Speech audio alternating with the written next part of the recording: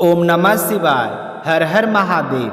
आज जेठ माह की पूर्णिमा तिथि की शुरुआत हो जाएगी। सूर्य उदय होते हुए चतुर्दशी तिथि में ही होगा, लेकिन पूर्णिमा तिथि की शुरुआत 11:35 पर हो जाएगी।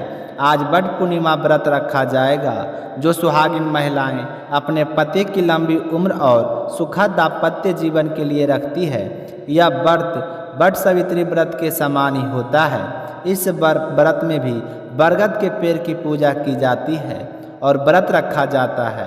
बट अमावस्या का व्रत खासकर उत्तर प्रदेश, बिहार, मध्य प्रदेश, पंजाब और हरियाणा में रखा जाता है और बट पूर्णिमा का व्रत महाराष्ट्र, गुजरात सहित दक्षिण भारत के क्षेत्रों में किया जाता है। अमावस्या और पूर्णिमा के दिन रखे जाने वाले दोनों व्रत अपने पति की लंबी आयु और घर परिवार की खुशहाली के लिए किए जाते हैं। दोनों व्रतों की कथाएं और पूजा विधि समान होती है। कहते हैं कि जो भी सुहागिन महिलाएं अमावस्या या पूर्णिमा को व्रत रखकर बट वृक्ष की पूजा करती है तो उसके पति की अकाल मृत्यु टल जाती है। बट वृक्ष का पूजन और सावित्री और सत्यवान की कथा का स्मरण करने के विधान के कारण ही यह व्रत बट सावित्री व्रत के नाम से प्रसिद्ध हुआ है। इस व्रत में सती सावित्री और सत्यवान की कथा सुनी जाती है। अतः हर सुहागिन महिलाएं को अमावस्या या फिर पूर्णिमा के दिन व्रत रखकर बट वृक्ष की पूजा अवश्य करनी चाहिए, ताकि भगवान के आशीर्वाद से आपका सुहाग हमेशा बना रहे। सभी श्रोताओं की सुख समृद्धि की कामना करते हुए सुनते हैं आज की कथा। सबसे पहले सुनेंगे हम बट पूर्णिमा की कथा। बोलिए विष्णु भगवान की जय हो। सबसे पहले अपने सुनते हैं सत्यनारायण भगवान की कथा। बोलिए सत्यनारायण भगवान की जय हो, विष्णु भगवान की जय हो। एक बार नेमी सारानय तीर्थ में सोनक आदि 88,000 ऋषियों ने श्री सूत जी से पूछा कि हे प्रभु, इस कलयुग में वेद विद्या रहित मनुष्यों को प्रभु भक्ति किस प्रकार मिल सकती है तथा उनका उद्धार कैसे होगा। हे मुनि श्रेष्ठ, ऐसा कोई व्रत और तप बतलाइए जिसको करने से थोड़े से समय में ही पुण्य प्राप्त हो जाए और मनोवांछित फल भी मिल जाए। हम सभी इस तरह की कथा सुनने की इच्छा रखते हैं। तो मुनियों की बात सुनकर सर्वशास्त्रों के ज्ञाता श्री सूत जी बोले कि हे विष्णुमय पूज्य, आप सभी ने प्राणियों के हित की बात पूछी है, इसलिए आज मैं आपको एक ऐसे ही उत्तम व्रत के बारे में बता रहा हूँ जिसे नारद जी ने लक्ष्मी नारायण जी से पूछा था और श्री हरि विष्णु भगवान ने देव ऋषि नारद को बताया था। अब मैं आपको इसे बताता हूँ, आप सभी ध्यान पूर्वक सुनना। एक समय की बात है, देव ऋषि नारद जी दूसरे के हित में की इच्छा के लिए हुए अनेक लोगों में घूम रहे थे। घूमते घूमते हुआ मृत्यु लोक में आ पहुँचे। वहाँ जाकर उन्होंने अनेक योनियों में जन्म लिए। सभी मनुष्य को अपने अपने कर्मों से दुखी और पीड़ित देखा, तो उन प्राणियों को दुख देखकर नारद जी बहुत ही दुखी हुए और सोचने लगे कि ऐसा कौन सा उपाय किया जाए जिसको करने से मनुष्य के दुखों का अंत हो जाए। तो इसी तरह मन में विचार करते हुए देव ऋषि नारद विष्णु लोक में पहुंच गए। वहां जाकर देवों के इस भगवान नारायण की स्तुति करने लगे, जिनके हाथों में शंख, चक्र, गदा और पद्म थे, गले में वरमाला पहने हुए थे। स्तुति करने के बाद में देव ऋषि नारद कहने लगे कि हे विष्णु भगवान, आप अत्यंत शक्ति से संपन्न हैं। मन तथा वाणी भी आपको पा नहीं सकती है। आपका आदि, मध्य तथा अंत नहीं है। निर्गुण स्वरूप सृष्टि के कारण भक्तों के दुखों को दूर करने वाले आपको मेरा नमस्कार है। तो नारद जी की स्तुति सुनकर विष्णु भगवान बहुत ही प्रसन्न हुए और कहने लगे कि हे मुनि श्रेष्ठ, आपके मन में क्या बात है? आज आप किस काम के लिए पधारे हैं? आज मैं आपसे बहुत ही खुश हूँ। आप निसंकोच होकर कहिए कि किस काम के लिए आपका आगमन हुआ है। तो यह सुनकर नारद मुनि बहुत ही खुश हुए और कहने लगे कि हे नारायण नारायण, कि हे भगवान, आज मैं मृत्यु लोक में गया था। वहाँ अनेक योनियों में जन्मे हुए लोगों को अपने अपने कर्मों के द्वारा दुख भोगते हुए देखकर आया हूँ। मुझे उन्हें देखकर बहुत ही दुखी हुआ। हे नाथ, अगर आप मुझ पर दया रखते हो और मुझ पर अत्यंत प्रसन्न हो तो हे भगवान, तो आप कृपया करके आज मुझे कोई ऐसा उपाय बताइए जिसको करने से वे मनुष्य अपने दुखों से छुटकारा पा ले। तो देव ऋषि नारद की बात सुनकर श्री हरि विष्णु भगवान बोले कि हे नारद, आज तुमने मनुष्यों की भलाई के लिए बहुत ही अच्छी बात पूछी है, जिसके करने से मनुष्य मोह छूट जाता है। वह बात मैं कहता हूँ, तुम उसे सुनो। स्वर्लोक और मृत्यु लोक दोनों में एक दुर्लभ उत्तम व्रत है जो पुण्य फल देने वाला है। आज प्रेमवश होकर मैं तुमसे कहता हूँ, क्योंकि आज मैं तुमसे बहुत ही खुश हूँ। यह व्रत श्री सत्यनारायण भगवान का व्रत है। श्री सत्यनारायण भगवान का व्रत जो मनुष्य पूरी श्रद्धा भाव से करता है, वह अपने जीवन के समस्त सुखों का भोग करता हुआ मरने पर मोक्ष को पाता है। तो श्री हरि विष्णु के वचन सुनकर नारद जी कहने लगे कि उस व्रत का फल क्या है और उसका विधान क्या है। यह व्रत किसने किया था? इस व्रत को किस दिन करना चाहिए? आप मुझे सब विस्तार से बताइए। तो नारद जी की बात सुनकर श्री हरि विष्णु भगवान कहने लगे कि दुख व सुख को दूर करने वाला यह व्रत सभी स्थानों पर विजय दिलाने वाला होता है। मानव को भक्ति व श्रद्धा के साथ शाम के समय श्री सत्यनारायण भगवान की पूजा धर्मपरायण होकर बंधु बांधव के साथ करनी चाहिए। इस पूजा में भक्ति भाव से नैवेद्य केले का फल, घी, दूध और गेहूं का आटा लेना चाहिए। गेहूं का भुना हुआ आटा होता है, उसे सवाया लेना चाहिए। अगर गेहूं के स्थान आप साठी का आटा भी आप ले सकते हैं। शक्कर तथा गुड़ लेकर सभी भक्षण योग्य पदार्थों को मिलाकर भगवान को भोग लगाएं और भगवान से प्रार्थना करें कि हे भगवान, आज मैंने अपने सामर्थ्य अनुसार आपको यह भोग अर्पित किया है, उसे स्वीकार करें। उसके बाद ब्राह्मणों सहित बंधु बांधवों को भोजन करवाएं, फिर स्वयं भोजन करें। भोजन कीर्तन के साथ भगवान की भक्ति में लीन हो जाएं। इस तरह से सत्यनारायण भगवान का यह व्रत करने पर मनुष्य को सारी इच्छाएं निश्चित रूप से पूरी हो जाती है। इस कलिकाल में मृत्यु लोक में मोक्ष पाने का यही एक सरल उपाय है। तो सूत जी कहने लगे कि इस तरह विष्णु भगवान ने देव ऋषि नारद को सत्यनारायण व्रत के बारे में बताया था। हे ऋषियों, जिसने पहले समय में इस व्रत को किया था उसका इतिहास मैं तुम्हें सुनाता हूँ, ध्यानपूर्वक सुनना। यह कहकर सूत जी ऋषियों को एक कहानी सुनाने लगे कि सुंदर काशीपुरी नगरी में एक निर्धन ब्राह्मण रहता था।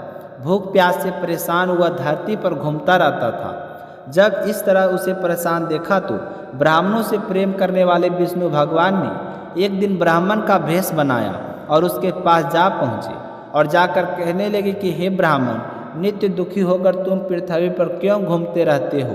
तो वह दीन ब्राह्मण कहने लगा कि हे महाराज, मैं तो निर्धन ब्राह्मण हूँ, भिक्षा के लिए प्रतिदिन धरती पर घूमता रहता हूँ। हे भगवान, यदि आप कोई उपाय जानते हैं तो मुझे बतलाइए। तो उस निर्धन ब्राह्मण की बात सुनकर वह बूढ़ा ब्राह्मण कहने लगा कि तुम श्री सत्यनारायण भगवान का व्रत करो। श्री सत्यनारायण भगवान मनोवांछित फल देने वाले हैं, इसलिए तुम उनका पूजन करो। इसे करने से मनुष्य सभी दुखों से मुक्त हो जाता है। तो वृद्ध ब्राह्मण बनकर आए सत्यनारायण भगवान ने उस निर्धन ब्राह्मण को व्रत का सारा विधान बतलाया और फिर वहाँ से अंतर्ध्यान हो गए। तो ब्राह्मण ने मन ही मन निश्चय किया था कि जिस व्रत के बारे में यह बूढ़ा बाबा बताया गया है, मैं उस व्रत को अवश्य करूँगा। मुझे विश्वास है कि मेरी गरीबी जरूर दूर हो जाएगी। तो इस तरह निश्चय करने के बाद उसे रात में नींद भी नहीं आई। फिर वह ब्राह्मण सुबह जल्दी उठा और भिक्षा के लिए चला गया। उस दिन निर्धन ब्राह्मण को भिक्षा में बहुत सारा धन मिला, जिससे उसने सत्यनारायण भगवान पूजा की सामग्री खरीदी और अपने बंधु बांधवों को बुलाकर उन सब के साथ मिलकर प्रांचित मन से सत्यनारायण भगवान का व्रत संपन्न किया। भगवान सत्यनारायण का व्रत करने से वह निर्धन ब्राह्मण सभी दुखों से छूट गया और अनेक प्रकार की संपत्तियों से युक्त हो गया। उसके बाद वह ब्राह्मण हर महीने इस व्रत को करने लगा। फिर वह अपने जीवन के समस्त सुखों को भोग करता हुआ अंत में मोक्ष धाम को गया। इस तरह जो भी मनुष्य सत्यनारायण भगवान के व्रत को करता है वह सभी प्रकार के पापों से छूटकर मोक्ष को प्राप्त होता है। फिर सूत जी कहने लगे कि इस तरह से नारद जी ने नारायण जी कहा हुआ श्री सत्यनारायण व्रत मैंने तुमसे कहा है। हे विप्रो, अब मैं तुम्हें और क्या कहूँ। तो ऋषि बोले कि हे मुनिवर, संसार में उस विप्र से सुनकर किस किस ने इस व्रत को किया था, आज हम भी वह सुनना चाहते हैं। इसके लिए हमारे मन में पूरे श्रद्धा भाव है। तो सूत जी कहने लगे कि हे मुनियों, जिसने इस व्रत को किया है वह अब सुनो। आज मैं तुम्हें विस्तार से बताता हूँ। एक समय की बात है, वही ब्राह्मण जिसने सत्यनारायण भगवान का व्रत करना शुरू किया था, वह धन व ऐश्वर्य के अनुसार अपने बंधु बांधवों के साथ इस व्रत को करने के लिए तैयार हुआ। उसी समय एक लकड़ी बेचने वाला बूढ़ा आदमी आया और लकड़ी बाहर रखकर ब्राह्मण के घर में गया।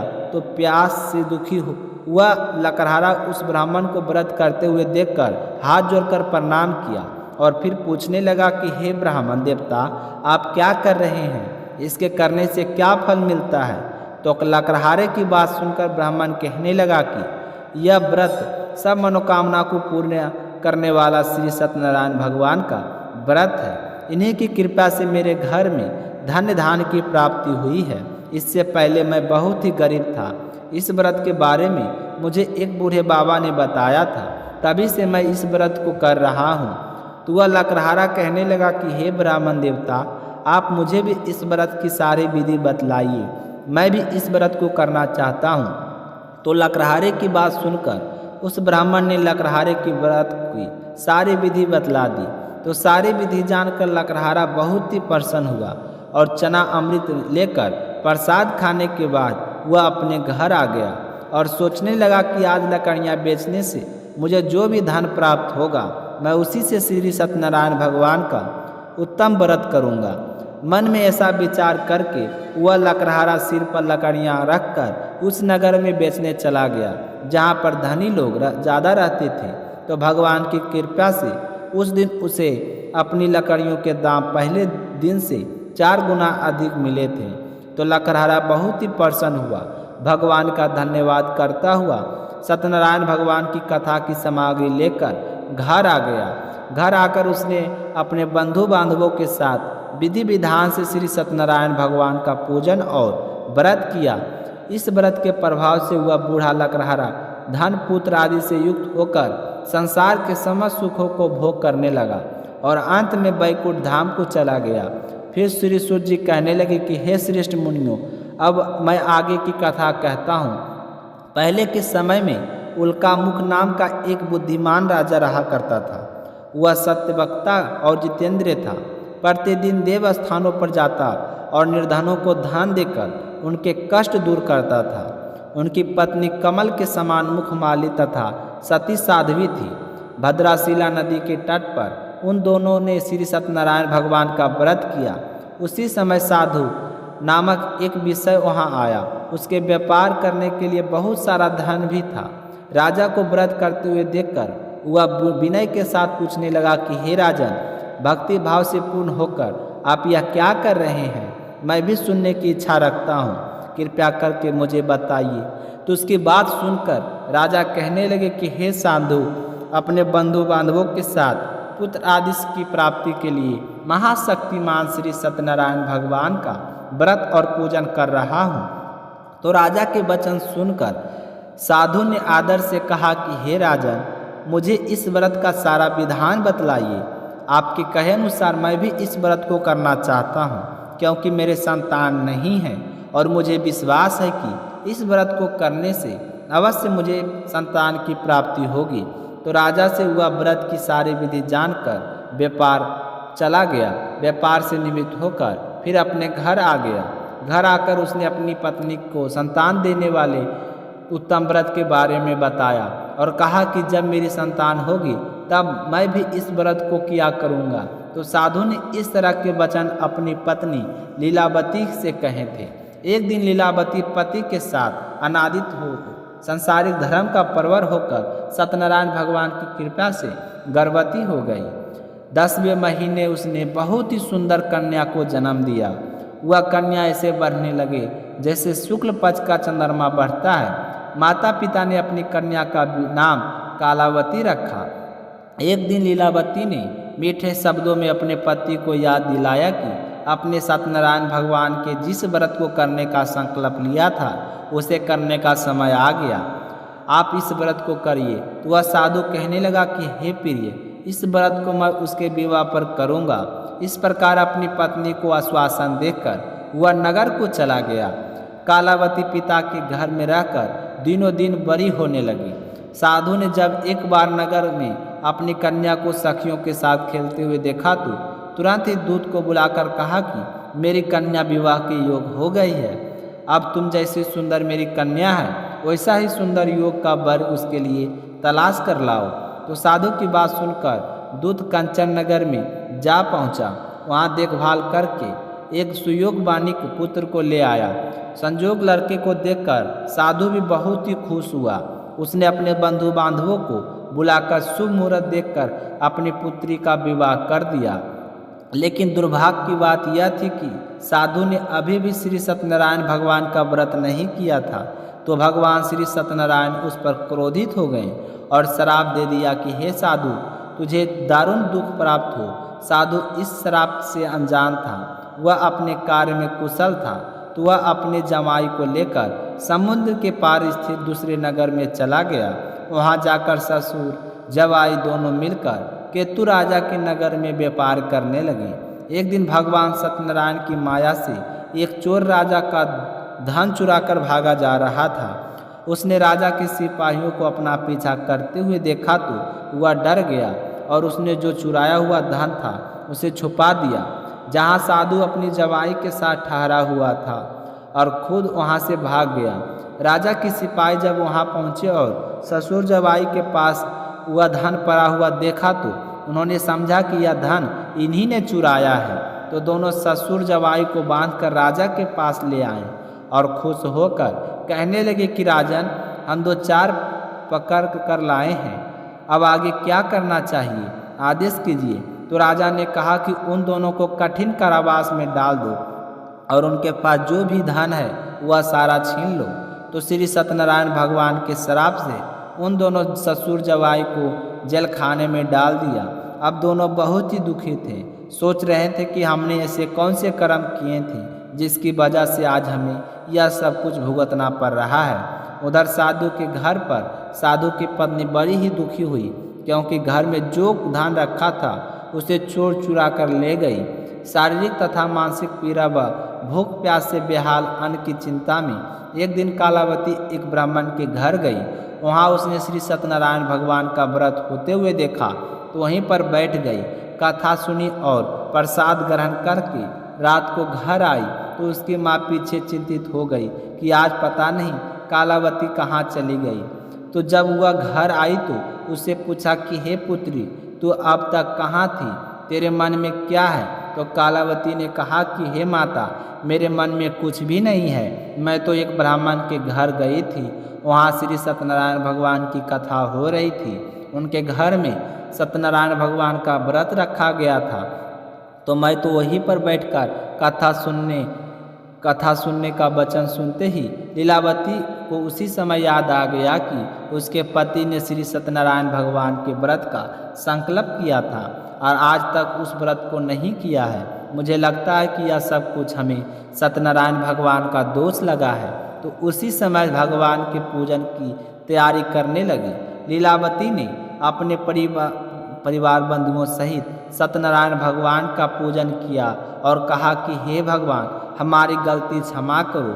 मेरे पति आपके व्रत का संकल्प करके व्रत को करना भूल गए हैं, इसलिए जाने अनजाने अब हमसे जो भी भूल हुई है उन्हें क्षमा करो और वर दो कि मेरे पति और जवाई शीघ्र ही घर आ जाए। आज से मैं हर महीने आपका व्रत किया करूँगी। तो श्री सत्यनारायण भगवान लीलावती के दिन वचन सुनकर संतुष्ट हो गए और राजा चंद्रकेतु के सपने में दर्शन देकर कहा कि हे राजन, तुम उन दोनों विषयों को छोड़ दो और तुमने उनका जो भी धन लिया है उसे वापस कर दो। अगर तुमने ऐसा नहीं किया तो मैं तुम्हारा सारा राज और संतान सब कुछ नष्ट कर दूंगा। तो राजा को यह कहकर भगवान अंतर ध्यान हो गए। सुबह होते ही राजा को अपने सपने के बारे में याद आई, तो उन्होंने सभा के में जाकर अपना सपना सुनाया और फिर कहा कि दोनों बानी के पुत्रों को कैद से मुक्त करके मेरे पास लाओ। तो राजा की आज्ञा पाकर उन दोनों को सभा में लाया गया। तो दोनों ने अते ही बड़े ही प्रेम पूर्वक राजा को प्रणाम किया। तो राजा भी बड़ी मीठी वाणी से बोला कि हे महानुभाव, भाग्यवश ऐसा कठिन दुख तुम्हें प्राप्त हुआ है, लेकिन अब तुम्हें कोई भय नहीं है। ऐसा कहकर राजा ने उन दोनों को नए नए वस्त्राभूषण पहनाए और उनसे जितना धन लिया था उसे दुगना धन वापस देकर उन दोनों को कैद खाने से मुक्त कर दिया। तो घर ससुर जवाई बहुत ही खुश हुए, अपने घर की ओर चल पड़े। साधु वेश्या ने मंगलाचार करके अपनी यात्रा प्रारंभ की और अपने नगर की ओर चल दिए। जब वह थोड़ी सी दूर पहुँचे थे तो श्री सत्यनारायण भगवान भेष बदलकर उनके सामने आ गए और कहने लगे कि हे साधु, तेरी नाव में क्या है। तो यह सुनकर साधु विषय अभिमानवश कहने लगा कि हे दंडी, आप क्यों पूछ रहे हो? आपकी धन लेने की इच्छा है? मेरी तो नाव में बेल और पत्ते भरे हैं। तो वेश्या के कठोर वचन सुनकर भगवान कहने लगे कि तुम्हारा वचन सत्य हो। तो भगवान ऐसे वचन कहकर वहाँ से दूर चले गए और थोड़े ही दूर जाकर समुद्र के किनारे बैठ गए। दंडी के भस्म में आए भगवान के चले जाने के बाद साधु ने वेश में नित्य क्रिया करने के पश्चात जब अपनी नाव की तरफ देखा तो नाव तो ऊंची उठी थी। तो उससे बड़ी हैरानी हुई, सोचने लगे कि नाव इतनी हल्की कैसे हो गई। जल्दी से नाव के पास आकर देखा तो नाव में सचमुच बेल और पत्ते से भरे हुए थे। तो वह तो मूर्छित होकर जमीन पर गिर गया। थोड़ी देर बाद मूर्छित खुला तो अत्यंत शोक प्रकट करने लगा। तब उसका दामाद कहने लगा कि पिताजी, आप शोक ना करें, यह तो दंडी श्राप है। आपने अभिमान बस उनसे यही कहा था कि उन्होंने तुम्हें कहा था कि तुम्हारे वचन सत्य हो, तो जैसा आपने कहा था वैसा ही हो गया। तो यह तो दंडी का श्राप है, इसलिए हमें उनकी शरण में जाना चाहिए, तभी हमारी मनोकामना पूरी होगी। तो अपने दामाद की बात सुनकर दोनों ससुर जवाई दंडी के पास पहुँचे और वहाँ जाकर साधु वेश अत्यंत भक्ति भाव से नमस्कार कर कहने लगे कि मैंने आपसे जो असत्य वचन कहे थे उसके लिए मुझे क्षमा कर दें। ऐसा कहकर महान शोकातुर होकर जोर जोर से रोने लगे। तब दंडी भगवान बोले कि हे बनिक पुत्र, मेरी आज्ञा से बार बार तुम्हें दुख प्राप्त हो रहा है। तो मेरी पूजा से विमुख हुआ है, तभी तुझे इतने कष्ट झेलने पड़ रहे हैं। तो साधु विषय कहने लगा कि हे भगवान, आपकी माया से ब्रह्म आदि देवता भी आपके रूप को नहीं जान सकते, तब मैं अज्ञानी कैसे जान सकता हूँ। आप प्रसन्न होकर अब मैं सामर्थ्य के अनुसार आपकी पूजा करूँगा। आप मेरी रक्षा करो और पहले के समान मेरी नौका में धन भर दो। तो साधु के भेष में भक्ति पूर्वक वचन सुनकर भगवान प्रसन्न हुए और उनकी इच्छा अनुसार वरदान देकर अंतर ध्यान हो गए। जब ससुर जवाई नाव के पास